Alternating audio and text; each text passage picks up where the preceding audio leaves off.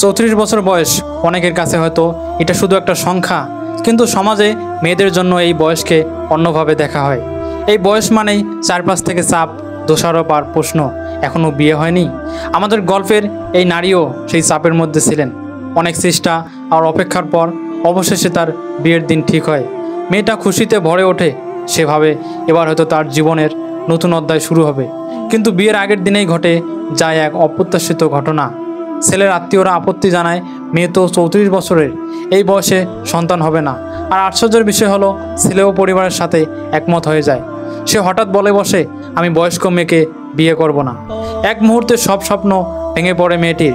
বিয়ে ভেঙে যাওয়ার অপমান, বয়সের দাগ নিয়ে করা দোষ, ভবিষ্যতের দুশ্চিন্তা সব একসাথে ভর করে তার মাথায়। মনে হলো যেন তার মাথার উপর আকাশ ভেঙে পড়েছে। এই দুঃখ, লজ্জা আর ব্যথা থেকে কিছুটা শান্তি খুঁজে পেতে মেয়েটি সিদ্ধান্ত নিল সে উমরা করবে। সে গেল পবিত্র মদিনা আর মক্কায়। কতটা আবেগ নিয়ে সে সিজদায় কান্না করেছে, কতটা ভেঙে পড়া হৃদয় নিয়ে সে দোয়া করেছে, তা হয়তো কেবল আল্লাহই জানে। কিন্তু একটা জিনিস সবার কাছে স্পষ্ট ছিল, প্রতিদিন সে সিজদায় এক আয়াত হয়তো বারবার পড়ত, তোমরা আল্লাহর রহমত থেকে নিরাশ হও না। এটা সূরা জুমারের 53 নম্বর আয়াত। এই আয়াত যেন তার অন্তরে আলো জ্বালিয়ে রাখলো। সে ভেঙে পড়লেও আশা হারালো না।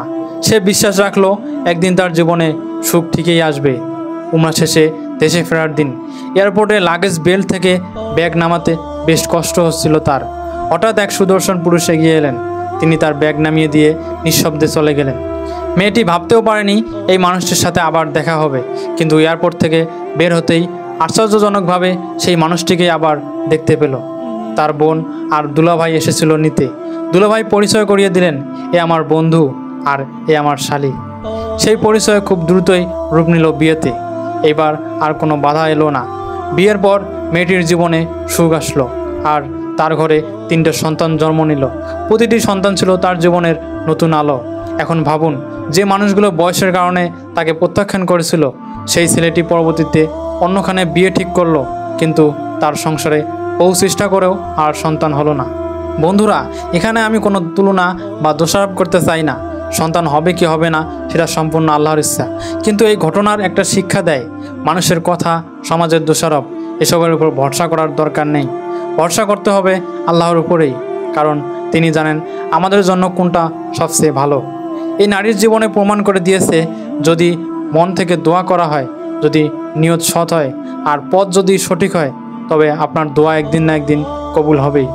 বন্ধুরা, হয়তো আজ আপনি কষ্টে আছেন, হয়তো আপনার স্বপ্ন ভেঙে গেছে, মানুষ আপনাকে ছোট করেছে, ভবিষ্যতে অন্ধকার মনে হচ্ছে, কিন্তু মনে রাখবেন, দেরি হতে পারে, অপমান আসতে পারে, কিন্তু শেষ পর্যন্ত যদি আপনি হাল না ছাড়েন, তাহলে আপনার দোয়া কবুল হবেই। তাই কখনোই আশা হারাবেন না, একদিন আপনার জীবনেও সেই আলো আসবে।